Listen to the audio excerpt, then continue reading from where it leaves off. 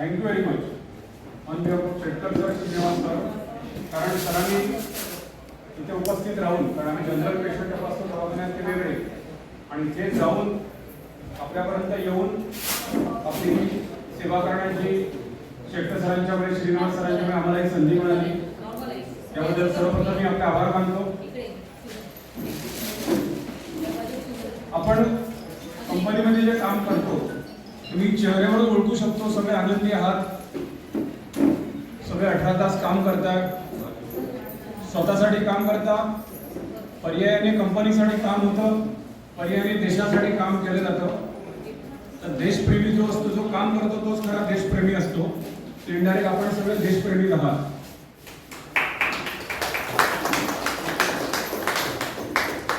मी जे उभा आहे फक्त आपले आभार मानायला की आपली सेवा करायची आम्हाला संधी दिली.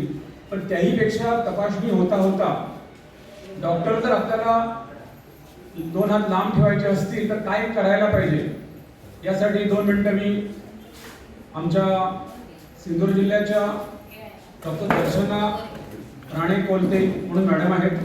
त्या स्वतः संपूर्ण मुंबई युनिव्हर्सिटीमध्ये कॉलेजमध्ये असताना प्रिव्हेंटिव्ह मेडिसिन म्हणजे फिजिशियन आपण ज्याला म्हणतो, स्पेशालिस्ट म्हणतो, त्या संपूर्ण मुंबई युनिव्हर्सिटीमध्ये त्या मॅडम मुंबईमध्ये पहिले आल्या होत्या. आपलं भाग्य आहे की त्या सिंधुदुर्ग जिल्ह्याच्याच नागरिक आहेत, सिंधुदुर्ग जिल्ह्याच्याच मध्ये त्या प्रॅक्टिस करतात. कसाला डॉक्टर प्रशांत कोलते आहेत, त्यांच्या त्या पत्नी आहेत. तर मी मॅडमना विनंती करतो आमच्या सगळ्या शेटकर सर आणि माझ्या आणि डॉक्टर देसाई सरांच्या वतीने की आपण सगळे 98% फिट आहोत, पण 98चे 99 होण्यासाठी पॉझिटिव्ह हेल्थ कशी जपावी, पॉझिटिव्ह कसं राहावं, फिटनेस कसा ठेवावा, आणि मगाशी मी सांगितल्याप्रमाणे डॉक्टरला 2 हात कसं आपण लांब ठेवायचं, या कंपनीच्या आमच्या सगळ्या मंडळींसाठी आणि आमचं जे जनरल क्राऊड आलेलं आहे आमच्याकडून सेवा करून घेण्यासाठी, त्या सर्वसामान्य क्राऊडसाठी पण काय करता येईल यासाठी 10 मिनिटांमध्ये डॉक्टर दर्शना कोलते मॅडम आपल्याला मार्गदर्शन करतील. मी त्यांना विनंती करतो की त्यांनी आपलं मत व्यक्त करावं. Thank you doctor वजराडकर.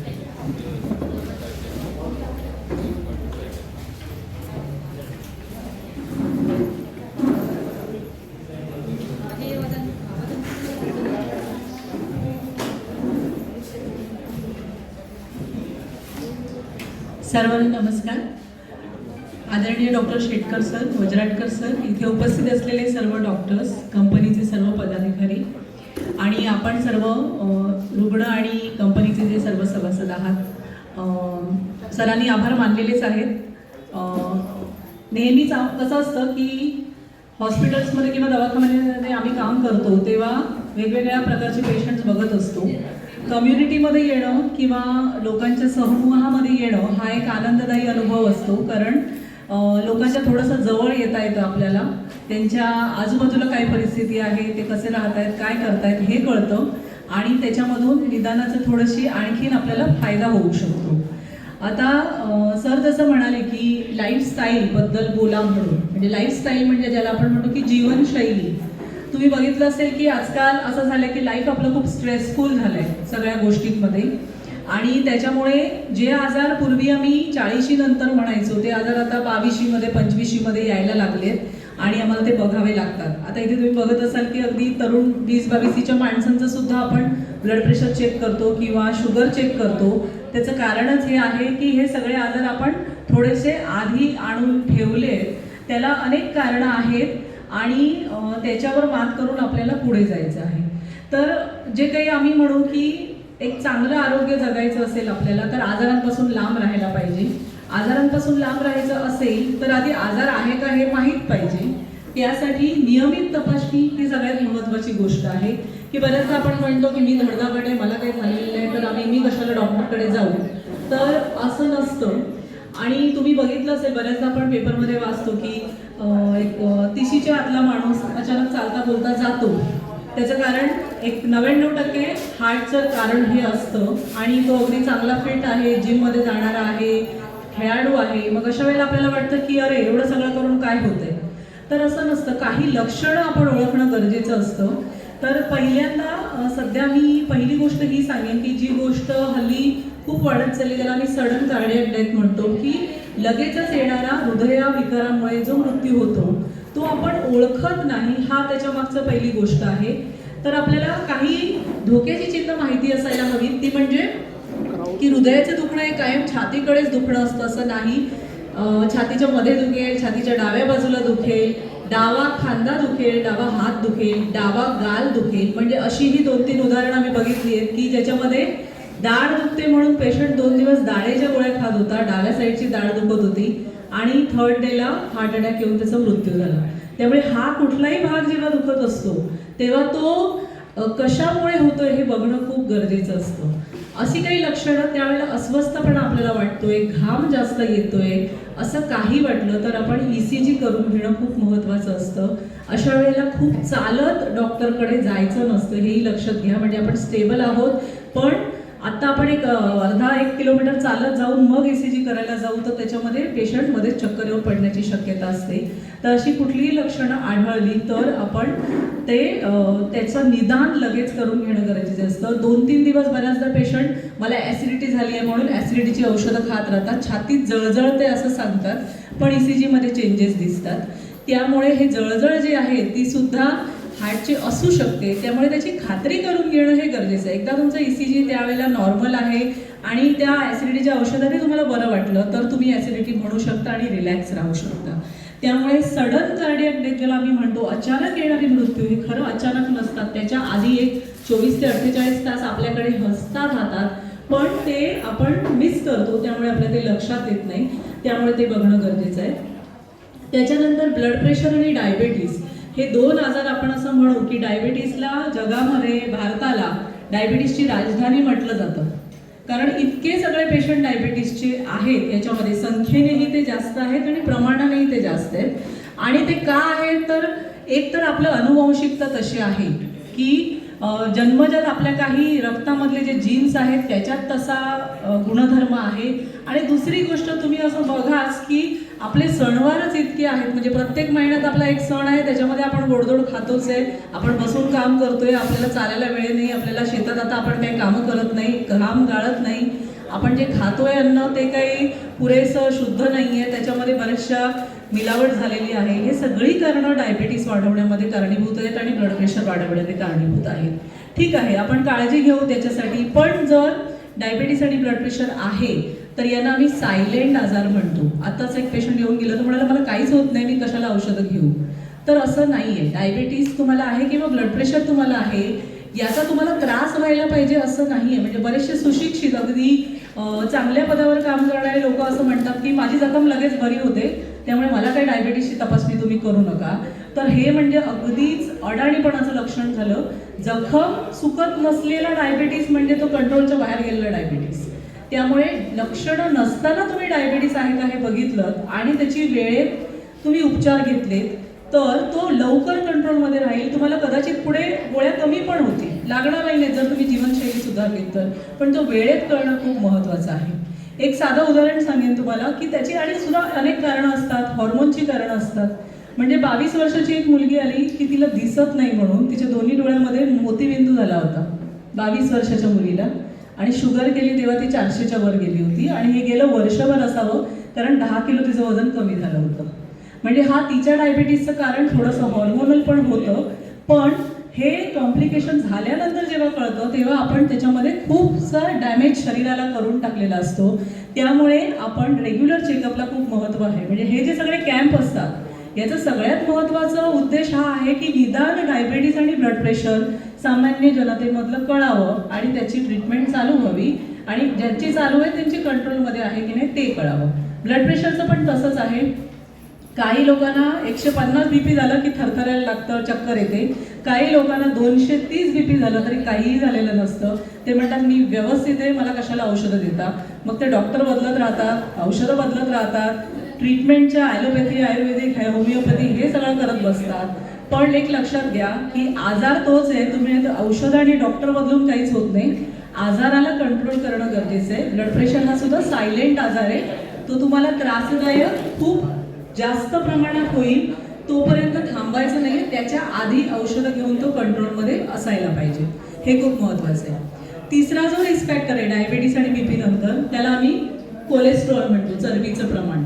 हे सुद्धा आपल्यामध्ये, आपल्याला असं वाटतं की चरबी कुणामध्ये असते, जे खूप जाडजूड लोक आहेत त्यांच्यामध्ये भरपूर चरबी आहे.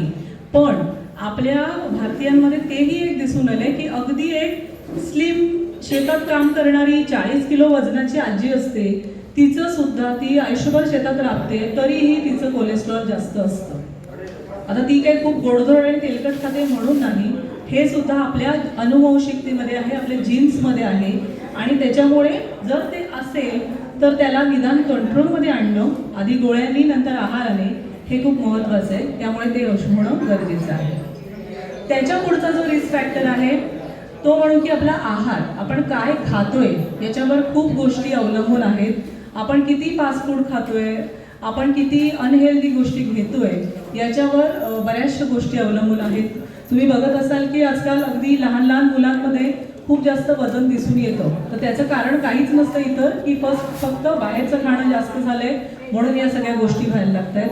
आपण सुद्धा किती वेळा हॉटेलिंग करतो आहे, किती वेळा बाहेर जातोय, किती वेळा रिफाईंड पदार्थ खातोय, त्याच्यावर या सगळ्या गोष्टी अवलंबून आहेत. रिफाईंड पदार्थ म्हणजे काय, जे अगदी घासून पुसून लखलखीत केलेले पदार्थ आहेत ते पदार्थ. म्हणजे आपण म्हणू की मैदा त्याच्यामध्ये येतो, म्हणजे सगळे बेकरीचे प्रॉडक्ट्स येतात. साखर त्याच्यामध्ये येते कारण ती रिफाईंड आहे. त्याच्यानंतर आपला पॉलिश केलेला तांदूळ त्याच्यामध्ये येतो. आणि अजून एक व्हाईट, ज्याला आम्ही बॅड व्हाईट्स म्हणतो, त्याच्यामध्ये एक मीठ, हे सुद्धा एक्सेसिव्ह जेवढं असेल, आपल्या चायनीजमध्ये, आपल्या सगळ्या त्या फिंगर चिप्स म्हणा किंवा ह्या सगळ्या गोष्टींमध्ये भरपूर मीठ वरती ॲड केलेलं असतं. तर ह्या सगळ्या गोष्टी अनहेल्दी जेवढ्या आपल्या पोटात जातात त्याचा त्रास जास्त होतो. चिकन, मटण, मासे ह्या गोष्टी आरोग्याला गरजेच्या आहेतच, पण त्या अशा पद्धतीने आजकाल बाजारामध्ये विकल्या जातात की आपण त्याच्यामधून प्रोटीन्स कमी आणि चरबी जास्त खातो त्या चिकनमधून म्हणा. कारण ते चिकन तेवढं जाड होण्यासाठी त्याला काही त्याच्याप्रमाणे आहार दिला जातो आणि ती चरबी माणसाच्या अंगात आली की मग त्याला शुगर, डायबिटीज, कोलेस्ट्रॉल या सगळ्या गोष्टी चालू होतात. त्यामुळे जितकं आपण साधं सोपं पूर्वीसारखं खाऊ तेवढा आपला आजार जरा डायबिटीस आपण लांब ठेवू शकू असं मी म्हणू शकेन. त्याच्यानंतरची गोष्ट अर्थातच येते ती म्हणजे व्यायाम. आता व्यायामाबद्दल खरं तर बोलायचं तर आपण जर कधीतरी पेपरमध्ये वाचत असाल तर सिंधुदुर्गातल्या डॉक्टर्स मंडळीमध्ये स्वतःमध्ये व्यायामाबद्दलची जागरूकता खूप वाढलेली आहे आणि ती त्यांच्या पेशंट्समध्ये पण असावी अशी आमची पण इच्छा आहे की किमान अर्धा तास तुम्ही, म्हणजे आठवड्याची 150 मिनिटं व्यायामाला देता आहात का ह्याचा आपण विचार करायला पाहिजे. तुम्ही ॲडल्ट जेव्हा होताय, म्हणजे 18 वर्षानंतरच्या प्रत्येक माणसाने ही सवय लावून घेणं गरजेचं आहे. मग ते तुम्ही काही करा, तुम्ही योगासनं करा, तुम्ही चाला, धावा, स्विमिंग करा, शेतात काम करा, कोणताही व्यायाम घाम गळण्याचा जर तुम्ही करत असाल एक अर्धा तास रोज, तरी सुद्धा तो कमीत कमी तेवढ्या गोष्ट करण्याची गरज आहे. कारण असं म्हटलं जातं की सिटिंग इज न्यू स्मोकिंग, म्हणजे स्मोकिंग जितकं डेंजरस आहे तेवढं बसणं डेंजर झालंय. आपण दिवस दिवस बसून काम करत असलो तर ही गोष्ट आपल्याला खूप धोकादायक होणार आहे पुढे. त्यामुळे व्यायामाची फार गरज आहे. त्याच्या पुढचा मुद्दा येतो व्यसनं. आता व्यसन म्हटलं की त्याच्यामध्ये साध्या तंबाखूच्या मशारीपासून इतर सगळे टोकाची जी काही व्यसनं असतील ती सगळी येतात, पण ही सगळीच धोकादायक असतात. त्यामुळे ती कमीत कमी त्याच्यावर कंट्रोल राहायला पाहिजे, त्याच्यापासून लांब राहणं गरजेचं आहे. तर आपण म्हणू की आपली लाईफस्टाईल हेल्दी होऊ शकते. अगदी आपण म्हणू की जेव्हा आई मशारी लावायला सुरुवात करते तंबाखूची, कुठेतरी नंतर तिची मुलगी मुलगा ते उचलू शकतं. त्यामुळे पुढच्या पिढीत जर व्यसन जायला नको असतील तर ते वेळेच आपण काळजी घेणं गरजेचं आहे. तरुण मुलांमध्ये बिअरचं प्रमाण खूप वाढलं आहे. त्यांना वाटतं की बिअर म्हणजे दारू नव्हेच. त्यामुळे 15 वर्षाचं पोर आज बिअर पितं आणि एक 18व्या वर्षानंतर त्याच्यामध्ये कोलेस्ट्रॉल, शुगर या गोष्टी चालू झालेल्या असतात. वजन वाढायला चालू झालेलं असतं. वजन आपलं किती असावं, एक ढोबळ मानाने आम्ही असं सांगतो की समजा तुमची उंची 150 सेंटीमीटर असेल तर 50 किलो हे तुमचं, 50 किलोपेक्षा खाली तुमचं वजन, मॅक्झिमम वजन असायला पाहिजे. त्याच्यापेक्षा आपलं वजन भरपूर जास्त असतं. 160 असेल तर 60 किलोच्या खाली वजन असायला पाहिजे. त्यामुळे किमान ह्या गोष्टी बघण्याचा आहे, गरज आहे. आणि या सगळ्यावर सगळ्यात महत्त्वाची जी गोष्ट असेल ती म्हणजे ज्याला आम्ही स्ट्रेस म्हणतो, ताणतणाव. म्हणजे तुमचं सगळं चांगलं आहे पण मनच थाऱ्यावर नसेल तर या सगळ्या गोष्टींचा उपयोग होत नाही. त्यामुळे स्ट्रेस आपण किती घेतोय, कुठल्या गोष्टीचा किती घेतोय, याच्यावर शेवटी आपलं लाईफस्टाईल, आरोग्यशैली आणि आपले आजार अवलंबून असतात. म्हणजे दिवसभर काम करतोय, दिवसाला 10 गोळ्या खातोय, पण रात्री झोपतच नाहीये, तर मग त्या सगळ्या गोळ्यांचाही इफेक्ट जेवढा यायला हवा तेवढा येत नाही. त्याच्यासाठी काय करायचं हा एक वेगळा आणि मोठा विषय आहे, त्याच्यात मी आता पडणार नाही. पण अगदी आपल्या साध्या, आपण म्हणू की साधा फिरण्याचा व्यायाम म्हणा, एखाद्या आपल्या मन ज्याच्यात रमेल असं काहीतरी काम करणं म्हणा, अगदी साधं नामस्मरण म्हणा, किंवा तुमच्या आवडीचं पुस्तक वाचणं म्हणा, या कुठल्याही गोष्टीमधून आपण स्ट्रेस कमी करण्याचा प्रयत्न करू शकतो, जेणेकरून हे जे मेजर निदान जे रिस्क फॅक्टर्स आहेत ते जर आपण कमी ठेवले तर हे 40 नंतर येणारे जे आजार आहेत त्यांना आपण दूर ठेवू शकतो. आणि रेग्युलर प्रिव्हेंटिव्ह हेल्थ चेकअप ह्याला सुद्धा खूप महत्त्व आहे. काही लोक उगाच सारख्या विनाकारणच्या तपासण्या करत बसतात, त्याही करायची गरज नाही. पण मिनिमम आत्ता जे आपण बोललो तेवढ्या गोष्टी जरी आपण आपल्याला व्यवस्थित आहेत की नाही एवढं चेक केलं, त्यात काही प्रॉब्लेम आला तर त्याचे उपचार केले, एवढं जरी केलं तर आपण आजारांपासून दूर राहू शकतो. आणि एवढाच आमचा उद्देश असतो. म्हणजे डॉक्टरांचा उद्देश हा कधीच नसतो की पेशंट भरपूर आजारी पडावेत आणि नंतर ते आमच्याकडे यावेत. त्याचा आजार कंट्रोलमध्ये राहावा हा त्या वैद्यकशास्त्राचा मुख्य उद्देश आहे आणि तो या पद्धतीनेच सफल होऊ शकतो असं मला वाटतं. पुन्हा एकदा इथे आम्हाला बोलवलं त्याबद्दल मी आपल्या सगळ्यांचा आभार मानते आणि माझं मनोगत संपवते. धन्यवाद. धन्यवाद मॅडम. आज रेडी इथे मॅडमने फार सुंदर असं मार्गदर्शन आपल्याला सर्वांना केलेलं आहे. त्याबद्दल मी त्यांचे आणि सगळ्या डॉक्टर लोकांचे आभार मानतो. धन्यवाद.